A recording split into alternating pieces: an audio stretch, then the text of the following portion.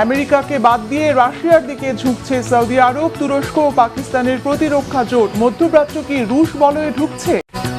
ইরানের বিরুদ্ধে এবার পরমাণু অস্ত্র হামলার পায়তারা আমেরিকার। দাবি খোদ ট্রাম্পের ঘনিষ্ঠ বন্ধুর। পরমাণু যুদ্ধ কি ছড়িয়ে পড়বে? কারাগার থেকে দ্রুত হাসপাতালে নেওয়ার নির্দেশ পাকিস্তানের সাবেক প্রধানমন্ত্রী ইমরান খানকে। তার জীবন কি ঝুঁকিতে?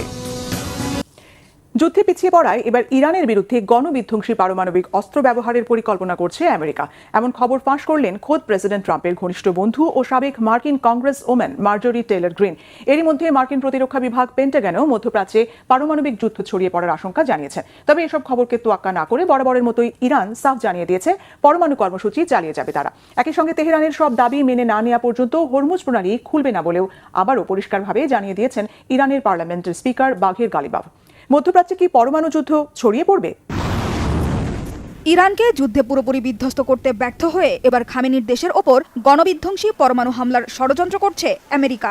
আর এমন খবর ফাঁস করলেন খোদ প্রেসিডেন্ট ট্রাম্পের ঘনিষ্ঠ বন্ধু ও সাবেক মার্কিন কংগ্রেস ওম্যান মার্জরি টেইলর গ্রিন। এরই মধ্যে মধ্যপ্রাচ্যে পরমাণু যুদ্ধ ছড়িয়ে পড়ার আশঙ্কা করছে খোদ মার্কিন প্রতিরক্ষা বিভাগ পেন্টাগনও। ইরানের ওপর পারমাণবিক অস্ত্রের আঘাত হলে বিশ্বের অন্য দুই পারমাণবিক শক্তিধর দেশ রাশিয়া ও চীন মিত্র ইরানকে সরাসরি পরমাণু অস্ত্র সহায়তা দেবে বলে মনে করেন পেন্টাগনের সিনিয়র কমান্ডার এলব্রিস কলবি। ইরানের বিরুদ্ধে পরমাণু অস্ত্র নিয়ে যুদ্ধে নেমে কি জিততে পারবেন মার্কিন প্রেসিডেন্ট, নাকি রাশিয়া আর চীনের সাথে জোট বেঁধে আবারও আমেরিকাকে ধ্বংসের দ্বারপ্রান্তে নিয়ে যাবে কট্টরপন্থী খামেনির দেশ?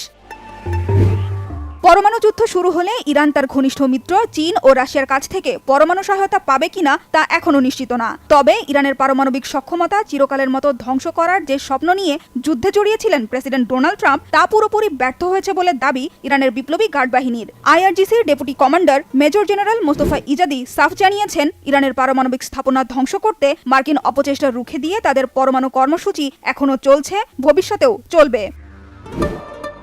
ইরানের পারমাণবিক অস্ত্র তৈরির সক্ষমতা থাকবে নাকি থাকবে না সেই লড়াই ছেড়ে অনেক আগেই হরমুজ প্রণালী নিয়ে বিতর্কে জড়িয়েছে তেহরান, ওয়াশিংটন। ইরানকে কোনোভাবেই হরমুজ ইস্যুতে আলোচনায় রাজি করাতে না পেরে ওমানের সহায়তা নিয়েছিলেন মার্কিন প্রেসিডেন্ট ডোনাল্ড ট্রাম্প। তেহরানের সাথে কয়েক দফা আলোচনার পর সামুদ্রিক যান চলাচলের নতুন রুটের মানচিত্রের বিষয়ে একমত হয়েছে ওমান। তবে এতে আমেরিকার লাভের লাভ হয়নি কিছুই। ওমানের সাথে সমঝোতা হলেও ইরানের সব শর্ত না মানা পর্যন্ত হরমুজ প্রণালী খুলবে না বলে সাফ জানিয়ে দিয়েছেন ইরানের পার্লামেন্টের স্পিকার বাঘের গালিবাফ।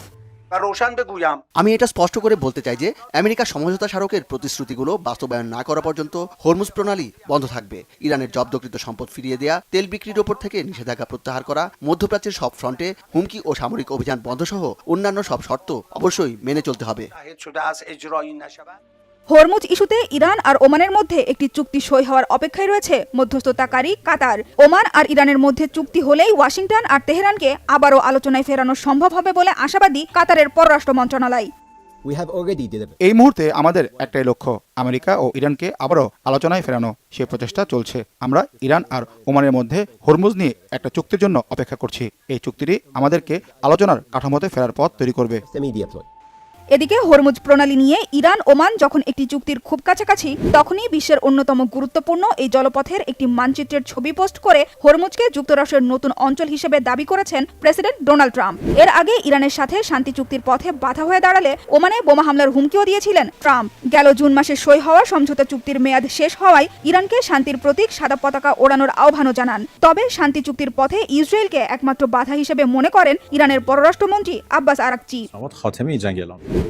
আর হরমুজকে যুক্তরাষ্ট্রের ভূখণ্ড দাবি করে ট্রাম্পের পোস্টের জবাবে আমেরিকার এই ভ্রান্ত ধারণা খুব শিগগিরই দূর করে দেওয়া হবে বলে সতর্ক করেছেন ইরানের উপপররাষ্ট্রমন্ত্রী কাজেম গারিবাবাদি। হরমুজ প্রণালী এখনও ইরানের নিয়ন্ত্রণে আছে বলে জানিয়েছে দেশটির বিপ্লবী বাহিনী আইআরজিসি। হরমুজ নিয়ে ইরান ও আমেরিকা নতুন করে পাল্টাপাল্টি বিতর্কে জড়িয়ে পড়ায় কি আটকে যাবে শান্তি চুক্তি? ছড়িয়ে পড়বে কি আঞ্চলিক পারমাণবিক যুদ্ধ? সেটাই এখন দেখার বিষয়। সৌদি আরব, তুরস্ক ও পাকিস্তানের প্রতিরক্ষা চুক্তিটি আমেরিকা নয় বরং এই জোট পরোক্ষভাবে রাশিয়ার পক্ষে কাজ করছে বলে মনে করছেন বিশ্লেষকরা। সম্প্রতি এই জোট গঠনকে একটি বড়, সাহসী ও গুরুত্বপূর্ণ পদক্ষেপ হিসেবে উল্লেখ করেন মার্কিন প্রেসিডেন্ট ডোনাল্ড ট্রাম্প। তবে এই চুক্তির কারণে যুক্তরাষ্ট্রের খুশি হওয়ার তেমন কোনো কারণ নেই বলেও মনে করছেন বিশ্লেষকরা। তারা বলছেন, মার্কিন সুরক্ষা নিয়ে হতাশ উপসাগরীয় দেশগুলো। ফলে প্রশ্ন উঠেছে, মক্কা চুক্তিতে কি রাশিয়ার প্রভাব থাকবে? মধ্যপ্রাচ্য কি এখন পশ্চিমা নীতি থেকে সরে রুশ বলয়ে ঢুকবে? মধ্যপ্রাচ্য থেকে দক্ষিণ এশিয়া পর্যন্ত এক শক্তিশালী প্রতিরক্ষার বলয় তৈরি করেছে সৌদি আরব, তুরস্ক ও পাকিস্তান। সৌদি আরবের অর্থবল, তুরস্কের অত্যাধুনিক সামরিক প্রযুক্তি এবং পাকিস্তানের পারমাণবিক অভিজ্ঞতার মেলবন্ধনে শুরু হয়েছে সামরিক আধিপত্যের নতুন এক অধ্যায়। গত 7 আগস্ট এই 3 মুসলিম দেশের মধ্যে ত্রিপক্ষীয় প্রতিরক্ষা চুক্তি স্বাক্ষরিত হয়, যেটি এরই মধ্যে মুসলিম ন্যাটো নামে পরিচিতি পেয়েছে। বিশ্বের প্রভাবশালী নেতাদের অনেকেই এই জোটের প্রশংসা করছেন। আলোচিত এই প্রতিরক্ষা চুক্তিকে স্বাগত জানিয়েছেন মার্কিন প্রেসিডেন্ট ডোনাল্ড ট্রাম্প এই চুক্তিকে একটি বড়, সাহসী ও গুরুত্বপূর্ণ প্রথম পদক্ষেপ হিসেবে উল্লেখ করেছেন। নিজের সামাজিক যোগাযোগ মাধ্যম ট্রুথ সোশ্যালে ট্রাম্প লিখেছেন, সৌদি আরব, তুরস্ক ও পাকিস্তান শেষ পর্যন্ত সম্প্রতি মক্কা যৌথ প্রতিরক্ষা চুক্তিতে স্বাক্ষর করায় আমি খুবই খুশি। এই চুক্তি মধ্যপ্রাচ্যের দেশগুলোর মধ্যে ঐক্য আরও জোরদার হওয়ার ইঙ্গিত দিচ্ছে। একই সঙ্গে দেশগুলো নিজেদের নিরাপত্তা আরও কার্যকরভাবে নিশ্চিত করতে সক্ষম হবে। তবে এই চুক্তির কারণে যুক্তরাষ্ট্রের খুশি হওয়ার তেমন কোনো কারণ নেই, বরং এই জোট পরোক্ষভাবে রাশিয়ার পক্ষেই কাজ করতে পারে, এমনটাই মনে করছেন রাশিয়া ভিত্তিক থিঙ্ক ট্যাঙ্ক ভালদাই ক্লাবের পরিচালক তিমোফেই বোরদাচভ। 17 আগস্ট সংবাদ মাধ্যম আরটিতে প্রকাশিত এক প্রতিবেদনে বোরদাচভ বলেন, এই অঞ্চলে কর্তৃত্ব প্রতিষ্ঠার জন্য ওয়াশিংটন 1991 সাল থেকে যে রাজনৈতিক শৃঙ্খলা তৈরি করেছে তা মুসলিম ন্যাটোর কারণে দুর্বল হয়ে যেতে পারে, কারণ আঞ্চলিক পরাশক্তিগুলো এখন যুক্তরাষ্ট্রের উপর ভরসা না করে নিজেরাই নিরাপত্তা নিয়ে ভাবতে শুরু করেছে। এই 3 দেশের মধ্যে ওয়াশিংটনের সঙ্গে সম্পর্ক বজায় রাখার উদ্দেশ্য এবং ইরানের প্রতি দৃষ্টিভঙ্গিতেও সুস্পষ্ট পার্থক্য আছে। সবচেয়ে বড় কথা, এই দেশগুলোর কোনোটি নিজেদের পররাষ্ট্রনীতিকে অন্য দেশের নেতৃত্বের অধীনে সঁপে দিতে রাজি নয়। বোরদাচভের মতে, নতুন জোটের সদস্যরা চাইলে এককভাবে দক্ষিণ ককেশাস, মধ্য এশিয়া ও সামগ্রিক মুসলিম বিশ্বে রাশিয়ার জন্য সমস্যা তৈরি করতে পারে, কিন্তু মস্কোর স্বার্থের বিরুদ্ধে তাদের সমন্বিত হামলা চালানোর সম্ভাবনা খুবই কম। এছাড়া ইরানের বিরুদ্ধে ঐক্যবদ্ধ ফ্রন্ট গঠনেরও তেমন কোনো সম্ভাবনা নেই। নিজেদের মধ্যকার মতবিরোধ, উচ্চাকাঙ্ক্ষা এবং একে অপরের সঙ্গে থাকা প্রতিযোগিতামূলক অংশীদারিত্ব এখানে বাধা হয়ে দাঁড়াবে। ফলে মক্কা চুক্তিটি রাশিয়া ও ইরানের স্বার্থের জন্য হুমকি তৈরি করার চেয়ে বরং আমেরিকার কৌশলগত হিসাব নিকাশকে আরও জটিল করে তুলবে। ঐতিহাসিকভাবে সৌদি আরব ও মধ্যপ্রাচ্যের দেশগুলো সুরক্ষার জন্য এককভাবে যুক্তরাষ্ট্রের উপর নির্ভর করত। তবে যুক্তরাষ্ট্রের নীতি পরিবর্তন ও কৌশলগত অনিশ্চয়তার কারণে এই দেশগুলো এখন নিজস্ব প্রতিরক্ষা বলয় গড়ে তুলছে। ফলে মধ্যপ্রাচ্যে যুক্তরাষ্ট্রের একক অভিভাবকত্বের ভূমিকা এখন বিলুপ্তির পথে। রাশিয়া দীর্ঘদিন ধরেই যুক্তরাষ্ট্রের একচ্ছত্র আধিপত্যের বিরোধিতা করে একটি বহুমুখী বিশ্ব গড়ার কথা বলে আসছে। পশ্চিমের উপর নির্ভরতা কমিয়ে সৌদি, তুরস্ক, পাকিস্তানের এই স্বাবলম্বী জোট গঠন মস্কোর সেই বৈশ্বিক দৃষ্টিভঙ্গিরই বাস্তবায়ন বলে মনে করছেন অনেকে। হামাস অস্ত্র সমর্পণ না করা পর্যন্ত গাজার পুনর্গঠন শুরু হতে দেওয়া হবে না বলে হুঁশিয়ার করেছেন যুক্তরাষ্ট্রের মধ্যপ্রাচ্য বিষয়ক দূত জ্যারেড কুশনার। ইসরায়েলের কথিত আত্মরক্ষার অধিকারে সমর্থনও পুনর্ব্যক্ত করেন তিনি। আর ইসরায়েলের নিন্দার বিবৃতি দিয়েছে সৌদি সহ 17 আগস্ট ইসরায়েল সফরে গিয়ে প্রেসিডেন্ট আইজ্যাক হারগসের সঙ্গে বৈঠক করেন মার্কিন প্রেসিডেন্ট ডোনাল্ড ট্রাম্পের জামাতা আমেরিকার দূত জ্যারেড কুশনার। আলোচনা হয় মূলত ট্রাম্পের বোর্ড অব পিসের 20 দফা কার্যক্রম বাস্তবায়ন নিয়ে। একই দিন ইসরায়েলের প্রধানমন্ত্রী বেনিয়ামিন নেতানিয়াহুর সঙ্গেও বৈঠক হয় কুশনারের। ইসরায়েলের নিরাপত্তাকে সর্বোচ্চ গুরুত্ব দিয়ে দেশের উজ্জ্বল ভবিষ্যতের জন্য ওয়াশিংটনের আন্তরিকতার কমতি হবে না বলে আশ্বস্ত করেছেন ট্রাম্পের জামাতা। এর আগে মিশরে হামাস প্রতিনিধিদের সঙ্গে বৈঠক করেন কুশনার। যদিও বহু আগেই হামাসকে সন্ত্রাসী সংগঠন হিসেবে তালিকাভুক্ত করে রেখেছে ওয়াশিংটন। মিশরের প্রেসিডেন্ট আব্দেল ফাত্তাহ আল সিসির উপস্থিতিতে ওই বৈঠকে ছিলেন হামাসের রাজনৈতিক নেতা খলিল আল হায়া।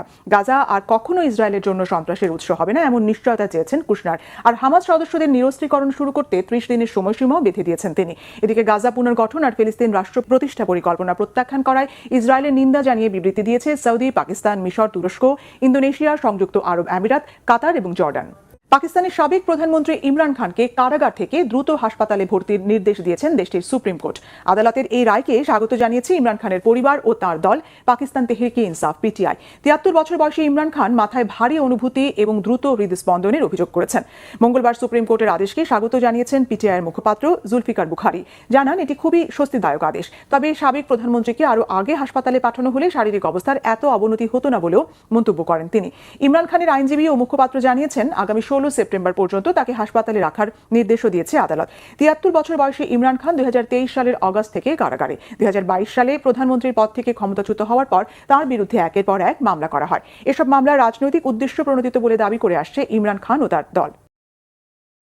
কুকুরের মাংস আর খাবে না তারা। আসছে ফেব্রুয়ারি থেকে পুরোপুরি নিষিদ্ধ হতে যাচ্ছে খাওয়ার জন্য কুকুর লালন পালন, জবাই ও বিক্রি।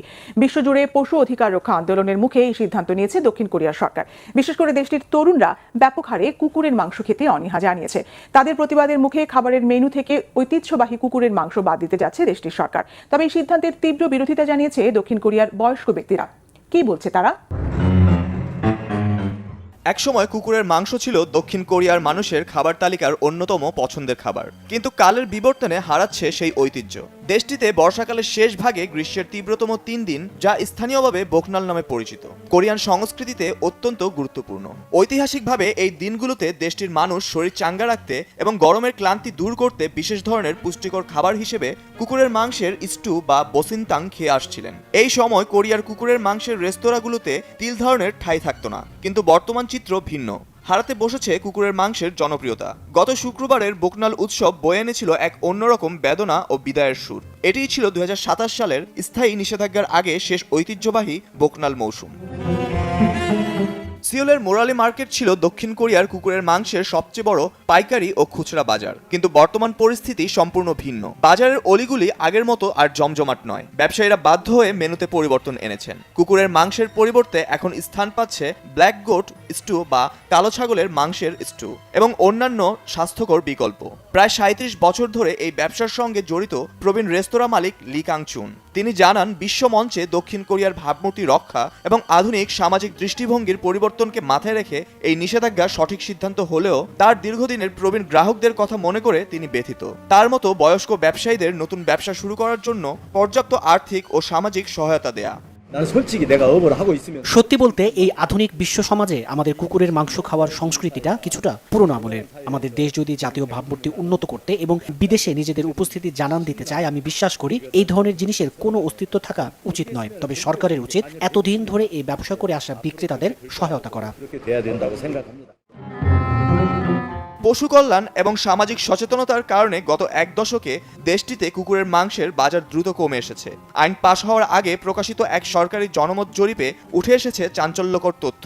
দেশটির 95% মানুষ জানিয়েছে তারা 1 বছরে একবারও কুকুরের মাংস খায়নি, আর 82% মানুষ চায় কুকুরের মাংস খাওয়া নিষিদ্ধ করা হোক। তবে শেষবারের মতো আয়োজিত কুকুরের মাংস খাওয়ার উৎসবে দেখা গেছে মিশ্র প্রতিক্রিয়া। কুকুরের মাংস খেতে আসা বেশিরভাগ মানুষই ছিল 70 কিংবা 80-এর দশকের বয়স্ক ব্যক্তি, যাদের কাছে এখনো কমেনি একসময়ের জনপ্রিয় এই মাংসের চাহিদা। এই বিশেষ খাবার সামনের বছর থেকে খেতে না পারায় ক্ষোভ জানাচ্ছে তারা।